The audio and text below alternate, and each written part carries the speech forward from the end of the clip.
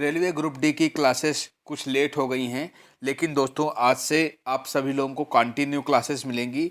जितनी भी हमने साइंस की क्लासेस करा रखी है, तो जिन विद्यार्थियों ने उनको नहीं देखा वो प्लेलिस्ट में ऐड कर दिया गया है, वो प्लेलिस्ट में जाके देख सकते हैं। तो दोस्तों आज ये साइंस का प्रैक्टिस सेट नंबर 10 है। इसमें हमारा टारगेट है कि आपके साइंस में जो 25 नंबर का साइंस पूछा जा रहा है उसमें 25 में से 25 दिलाने का, क्योंकि हम उस तरीके से आपको क्वेश्चंस यहाँ पे कराएंगे जो आपके एग्जाम्स के लिए बहुत ज़्यादा इंपॉर्टेंट हैं। तो जितने भी विद्यार्थी रेलवे ग्रुप डी एग्जाम्स की तैयारी कर रहे हैं और जिन्होंने अभी चैनल को सब्सक्राइब नहीं किया, चैनल को सब्सक्राइब अवश्य कर लें और वीडियो को लाइक करें, ठीक है। और जितने विद्यार्थी अपने दोस्तों को अपने ग्रुप में जो ऐड है ग्रुप में भी शेयर करें, अपने दोस्तों को भी शेयर करें, ठीक है। चलिए दोस्तों हम आते हैं क्वेश्चंस पे। क्वेश्चंस यहाँ पे 25 लिए गए हैं दोस्तों, जो आपके एग्जाम्स के लिए बहुत ज़्यादा हेल्पफुल और इम्पॉर्टेंट हैं। सेम टू सेम इसी लेवल्स के क्वेश्चंस आपके एग्जाम्स में पूछे जाते हैं। पहला क्वेश्चन दोस्तों आपकी स्क्रीन पे है कि आरएनए का मुख्य कार्य है। तो आरएनए का जो मुख्य कार्य क्या होता है, तो आरएनए का जो मुख्य कार्य होता है वो आपका प्रोटीन का संश्लेषण होता है, यानी कि ऑप्शन नंबर सी, प्रोटीन का संश्लेषण, ऑप्शन नंबर सी करेक्ट हो जाएगा। नेक्स्ट क्वेश्चन नंबर 2 देखेंगे, वेरी इंपॉर्टेंट क्वेश्चन है दोस्तों। अगर आपको किसी भी क्वेश्चंस का आंसर आ रहा है तो कमेंट बॉक्स में ज़रूर दें। नेक्स्ट आपका है मस्तिष्क ज्वर किस जीव के कारण होता है। तो दोस्तों ये आपका जो मस्तिष्क का ज्वर होता है ये जीवाणु के कारण होता है। किसके कारण होता है? जीवाणु के कारण होता है। दोस्तों ये आपके आरआरबी ग्रुप डी के एग्जाम्स में पूछा गया क्वेश्चन है और एनटीपीसी के एग्जाम्स में भी क्वेश्चंस पूछा गया है। ये कई बार एग्जाम्स में क्वेश्चन रिपीट एग्जाम में क्वेश्चन आया हुआ है, ठीक है। तो ये जीवाणु के कारण होता है।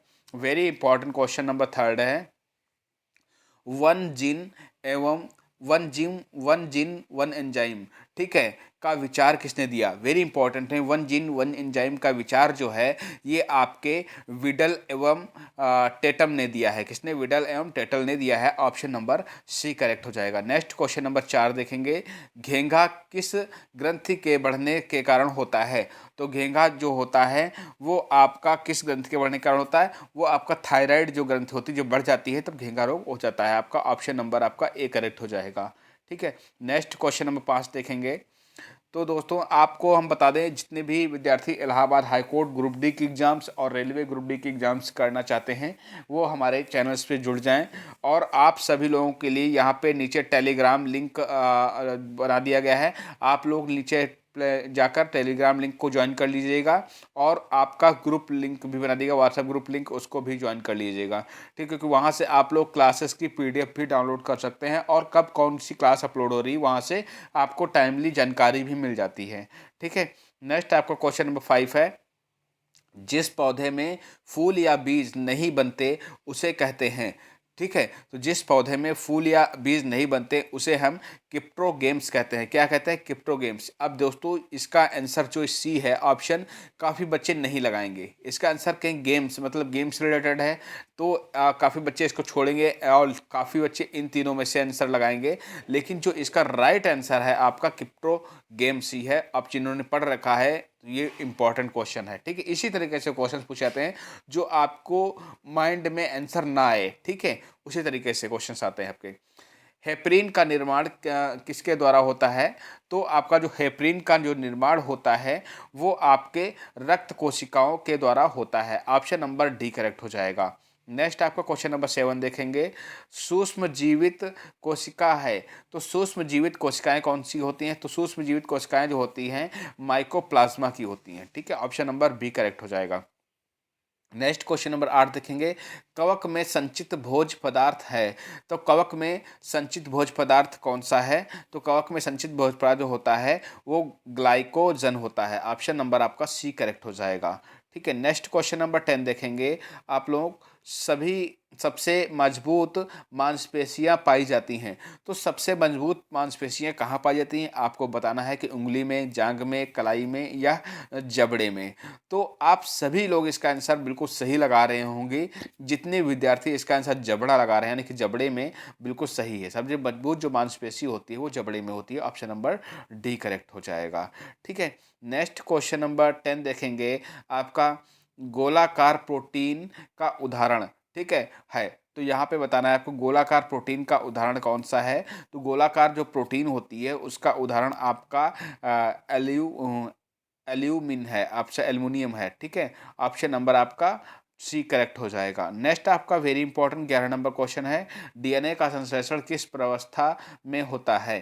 तो जो डीएनए का संश्लेषण होता है वो आपकी इंटरफेज प्रावस्था में होता है, ठीक है। ऑप्शन नंबर ए करेक्ट हो जाएगा, 11 का ए करेक्ट है। नेक्स्ट आपका 12 नंबर क्वेश्चन देखेंगे, एंजाइम में सर्वाधिक संख्या पाई जाती है। तो एंजाइम में सर्वाधिक जो संख्याएं पाई जाती हैं दोस्तों वो आपके सर्वाहारी में होती हैं। Option number A C correct हो जाएगा, सर्वाहारी में। नेक्स्ट आपका क्वेश्चन नंबर 13 देखेंगे, बुढ़ापे के अध्ययन को कहते हैं। अब देखिए वेरी इंपॉर्टेंट क्वेश्चन, आप लोग इसका स्क्रीनशॉट ले लीजिए जितने विद्यार्थी आरआरबी ग्रुप डी की तैयारी कर रहे हैं और चाहते हैं क्वेश्चंस एग्जाम में देखने को मिले, तो ये आपका क्वेश्चंस आपके एग्जाम्स में आने वाला क्वेश्चंस है। इसको आप लोग स्क्रीनशॉट ले लीजिए, इसका कहीं पे नोट कर लीजिए, पेन कॉपी लेकर आप लोग टेस्ट देते होंगे तो नोट करिए इसको, बुढ़ापे के अध्ययन को क्या कहते हैं। अब देखते हैं इसका आंसर कितने विद्यार्थी सही कर देते हैं। तो जो जितने भी विद्यार्थी इसका आंसर बुढ़ापे के अध्ययन को जो है जेरेटोलॉजी, ठीक है, कहलाते हैं। ऑप्शन नंबर सी करेक्ट हो जाएगा, ऑप्शन नंबर सी करेक्ट हो जाएगा। नेक्स्ट आपका क्वेश्चन नंबर 14 है, आपका पूछा गया है यकृत यानी कि लीवर के अध्ययन को कहते हैं। अब यहाँ पे अध्ययन से संबंधित क्वेश्चंस बहुत ज़्यादा आपके एग्जाम्स में आते हैं। आप लोगों ने भी अगर प्रीवियस ईयर पेपर उठा के देखा होगा तो आपके इस तरीके से क्वेश्चंस बहुत ज़्यादा आते हैं। तो यकृत यानी लीवर के अध्ययन को क्या कहते हैं, तो आपके इसके अध्ययन को जो है हेपेटोलॉजी कहते हैं, hepatology. Option number B correct हो जाएगा, ठीक है। नेक्स्ट आपका क्वेश्चन नंबर 15 आपकी स्क्रीन पे है, मनुष्य के शरीर में सर्वाधिक पाया जाने वाला प्रोटीन होता है। तो मनुष्य के शरीर में सबसे अधिक कौन सा प्रोटीन पाया जाता है, तो वो दोस्तों होता है आपका कोलोजन, जो होता है वो सबसे ज़्यादा पाया जाता है। ऑप्शन नंबर सी करेक्ट हो जाएगा। नेक्स्ट आपका लाइसिन होता है। तो लाइसिन क्या होता है, तो लाइसिन जो होता है आपका इम्यूनो अम्ल होता है, ठीक है। आप लोग रट लीजिएगा, लाइसिन जो होता है इम्यूनो अम्ल। और ये क्वेश्चन आपका 2 से 3 बार रिपीट क्वेश्चन है क्योंकि आपका ये प्रैक्टिस सेट में क्वेश्चंस कराया गया है, वेरी इंपॉर्टेंट क्वेश्चन है, ठीक है। इम्यूनो अम्ल होता है। नेक्स्ट आपका क्वेश्चन नंबर 17 देखेंगे, आपका लाइकेन में पाया जाने वाला शैवाल प्रायः होता है। तो लाइकेन में जो पाया जाने वाला शैवाल जो होता है प्रायः वो कैसा होता है, वो नीला और हरा होता है, ठीक है। ऑप्शन नंबर सी करेक्ट हो जाए, ये कई बार पूछा गया क्वेश्चन है। नेक्स्ट आपका क्वेश्चन नंबर 18 है, ठीक है। 18, अधिकांश एंटीबायोटिक दवाएं बनती हैं। जो अधिकांश एंटीबायोटिक जो दवाएं बनती हैं वो कैसे बनती हैं, वो बैक्टीरिया से बनती हैं। कैसे बनती हैं, बैक्टीरिया से बनती हैं। ऑप्शन नंबर सी, इसको रट लीजिएगा, जो एंटीबायोटिक दवाई जो होती हैं वो बैक्टीरिया से बनती हैं। ऑप्शन नंबर सी करेक्ट हो जाएगा। दोस्तों जितने भी विद्यार्थी आपके आरआरबी ग्रुप डी की तैयारी करना चाहते हैं वो चैनल से जरूर जुड़ें, क्योंकि हम यहाँ पे आपको कंप्लीट आपकी आरआरबी ग्रुप डी की तैयारी कराएंगे। यहाँ पे चाहे आपका मैथ हो, चाहे आपका रीजनिंग हो, चाहे आपका साइंस हो, चाहे आपका जीके जीएस एंड सीए हो यानी करंट अफेयर, ठीक है। सभी की क्लासेस कंटिन्यू कराई जाएंगी क्योंकि आरआरबी ग्रुप डी में काफ़ी बच्चों का सिलेक्शन यानी कि घर का भविष्य सुधरने का मौका है। तो जो अभी से तैयारी करेंगे, कंटिन्यू तैयारी करते रहेंगे धीरे धीरे चलकर, क्योंकि पहाड़ जो है तिनका तिनका से बनता है।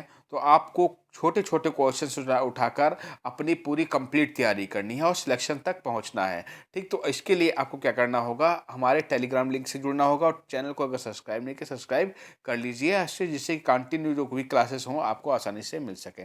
नेक्स्ट आपका क्वेश्चन नंबर 19 है, यकृत यानी कि लीवर किस रूप में भोजन को संचित रखता है। तो यकृत जो होता है ये आपका जो है ग्लाइकोजन में संचित रखता है। ऑप्शन नंबर बी करेक्ट हो जाएगा। नेक्स्ट आपका वेरी इंपॉर्टेंट क्वेश्चन है, सभी लोग इसका आंसर देंगे, ठीक है। कैसीन यानी कि प्रोटीन का सबसे अच्छा स्रोत क्या है। कैसीन प्रोटीन का सबसे अच्छा जो स्रोत है क्या है, दूध है कि मस्तिष्क है कि मांस है कि अंडा है। तो आप सभी लोग इसका आंसर सही कर रहे होंगे, दूध, ठीक है। वेरी इंपॉर्टेंट क्वेश्चन है, ऑप्शन नंबर ए करेक्ट हो जाएगा। नेक्स्ट आपका क्वेश्चन नंबर 21 में पूछा गया है, तंत्रिका तंत्र के अध्ययन को क्या कहते हैं। अब देखिए यहाँ पे मैंने कहा था कि अध्ययन से संबंधित बहुत ज़्यादा क्वेश्चन पूछे हैं। अब ये तीसरा क्वेश्चन है आपके अध्ययन से संबंधित, तो इसको आपको रट लेना है, ठीक है। तो तंत्रिका तंत्र के अध्ययन को कहते हैं न्यूरोलॉजी कहते हैं। ऑप्शन नंबर सी करेक्ट हो जाएगा, न्यूरोलॉजी, ठीक है। अब यहाँ पे देखेंगे कि कान में कुल हड्डियों की संख्या है, तो कान में हड्डियों की संख्या कितनी होती है। तो आपने 10th क्लास में 9th क्लास में पढ़ रखा है कि कान में जो हड्डियों की संख्या होती है वो कितनी होती हैं, 6 होती हैं, ठीक है। हाँ, कितनी होती हैं, 6 होती हैं। आपकी ऑप्शन नंबर बी करेक्ट हो जाएगा। नेक्स्ट आपका 21 नंबर देखेंगे, चेहरे में कुल हड्डियों की संख्या कितनी होती है। फेस में, यानी कि चेहरे में हड्डियों की संख्या अगर पूछा जाए तो आप लोग इसका आंसर लगाइएगा 14, ठीक है। कान में कितनी होती है, 6 होती हैं, और चेहरे में कितनी होती हैं, 14 हड्डियों की संख्या होती है, ठीक है। नेक्स्ट आपका सिल्क प्राप्त की जाती है, तो सिल्क होती है वो कैसे प्राप्त की जाती है। तो सिल्क जो है आपकी ये कोकून से प्राप्त होती है। ऑप्शन नंबर ए करेक्ट हो जाएगा। नेक्स्ट आपका क्वेश्चन नंबर 25 देखेंगे। 25 में पूछा गया है जंतु जगत का सबसे बड़ा वर्ग है। तो जंतु जगत का जो सबसे बड़ा वर्ग होता है वो आपको भी पता है कि आर्थ्रोपोडा जो होता है वो जंतु जगत का सबसे बड़ा जंतु जगत होता वर्ग होता है। ऑप्शन नंबर बी करेक्ट हो जाएगा इसका आंसर। नेक्स्ट आपका क्वेश्चन नंबर 26 है। क्वेश्चन नंबर 26 में पूछा गया है आपसे कि पौधों का प्रजनन अंग है, तो पौधों का जो प्रजनन अंग है वो क्या है। तो ये इसका आंसर आपको कमेंट बॉक्स में देना है। ये होमवर्क के लिए क्वेश्चंस है, ठीक है। कि फल में होता है, फूल में होता है, बीज में होता है, कली में, ठीक है। तो क्या है इसका, जितने विद्यार्थी आरआरबी ग्रुप डी की तैयारी कर रहे हैं वो सभी विद्यार्थी इसका आंसर ज़रूर देंगे, चाहेंगे हमारा सिलेक्शन हो तो कमेंट बॉक्स में इसका आंसर ज़रूर देना है। क्योंकि हम जो होमवर्क में क्वेश्चंस देते हैं वो वेरी इंपॉर्टेंट क्वेश्चन होता है कि वो एग्जाम्स में, क्योंकि उसको बच्चे रीड करेंगे, क्वेश्चन का आंसर सर्च करेंगे, सर्च करने के बाद ही आंसर देंगे। आप ये नहीं जरूरी है कि आप सही दे रहे हैं गलत दे रहे हैं, कोई दिक्कत नहीं, हम इसका सही आंसर भी बताएंगे आपको कैसे मिलेगा इसका आंसर सही है आपको। नीचे टेलीग्राम लिंक है उसमें ज्वाइन करेंगे, वहाँ से PDF डाउनलोड करेंगे, उसका आंसर उसमें लिखा हुआ है, ठीक है। तो टेलीग्राम लिंक अवश्य ज्वाइन करें, व्हाट्सएप ग्रुप लिंक जो आपका आरआरबी का है उसको भी ज्वाइन करना ना भूलें। धन्यवाद दोस्तों, नमस्कार, थैंक्स फॉर वॉचिंग वीडियो।